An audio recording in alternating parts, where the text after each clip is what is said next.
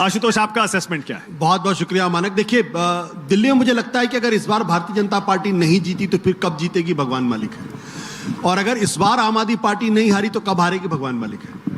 मैं दोनों बात इसलिए कह रहा हूं क्योंकि इस बार भारतीय जनता पार्टी के लिए गोल्डन अपॉर्चुनिटी थी आम आदमी पार्टी को हराने के लिए, लेकिन मुझे ऐसा लगता है जैसे कहीं ना कहीं इन्होंने अपनी बस मिस कर दी है। 3 बड़े कारण थे। पहला कारण था 11 साल की एंटी इनकम्बेंसी किसी भी सरकार के लिए बहुत ज्यादा होती है, जैसा कि आपने लोकसभा चुनाव के अंदर देखा। इसके साथ साथ जिस तरीके के भ्रष्टाचार के बहुत ही गंभीर आरोप लगे, उन आरोपों की वजह से उनके पार्टी के तमाम नेता जेल में गए। तीसरी, खुद अरविंद केजरीवाल की छवि को काफी नुकसान पहुंचा, इस पर कोई दो राय नहीं है। और अगर अरविंद केजरीवाल की छवि के बारे में इसलिए बात करता हूं क्योंकि देखिए, दिल्ली के अंदर 2 तरीके के वोटर हैं, खासतौर पर 18 से 20% का वोटर, जो 2019 के लोकसभा के चुनाव में आम आदमी पार्टी को सिर्फ 18% वोट मिलता है, लेकिन 6 महीने के बाद जब लोकसभा का चुनाव होता है तो 36% का जंप होता है, लगभग 300% का 18% उठकर 54% जाता है। जब विधानसभा का चुनाव होता है तो भारतीय जनता पार्टी को 36% 38% वोट मिलता है, लेकिन लोकसभा का चुनाव होता है और 18% का जंप मिलता है, 54-55% चले जाते हैं। ये जो 54% 55% जो ये 18% वोटर है और या 36% वोटर है, ये दरअसल केजरीवाल और आम आदमी पार्टी का कैप्टिव, केजरीवाल और मोदी जी का कैप्टिव वोटर है।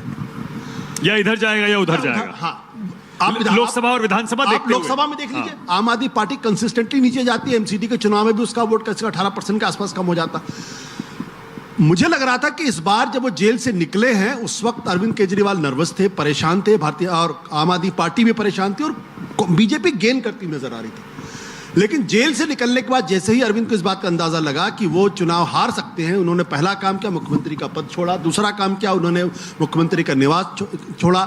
तीसरा उन्होंने काम किया, वो कंटिन्यूअसली तब से लगातार मास कॉन्टैक्ट प्रोग्राम में लगे हुए हैं। और अब पिछले दिनों मुझे ऐसा लगता है उन्होंने ग्राउंड गेन किया है। भारतीय जनता पार्टी एक चीज जो समझ नहीं पा रही है कि भैया अरविंद केजरीवाल नाम की पहेली है क्या, unless they could crack the code called Arvind Kejriwal. अगर इस कोड को जब तक वो क्रैक नहीं करेंगे तब तक दिल्ली के अंदर आम आदमी पार्टी को हराना, मैं ये तो नहीं कहूंगा नामुमकिन है, चमत्कार तो जैसे हरियाणा में भी हो गया, महाराष्ट्र के अंदर होगा, वो तो हो सकता है। तो उनको ये समझना पड़ेगा कि केजरीवाल का दिल्ली से लव अफेयर क्या है और दिल्ली की जनता केजरीवाल को क्यों वोट देती है कंसिस्टेंटली। इस बात को बीजेपी डिकोड नहीं कर पाई है। आज भी जब मैं उनके भाषण सुनता हूं, उनके रेटरिक सुनता हूं, तो 2013 में जो था लगभग उसी तरीके, झूठ बोलता है, फर्जी करता है, बकवास करता है, अपने बेटे की कसम खाने के बाद नहीं मानता। ये 15 में काम नहीं किया है, 20 में भी काम नहीं किया और 25 में भी काम नहीं करेगी। तो कोड जब तक क्रैक नहीं करेंगे, कोड कॉल्ड केजरीवाल, जब तक वो नहीं करेंगे तब तक मुश्किल है। यानी अभी भी आपको लगता है आम आदमी पार्टी दिल्ली के इस चुनावी घमासान में बीजेपी से आगे है? मैं कहता हूं एज है।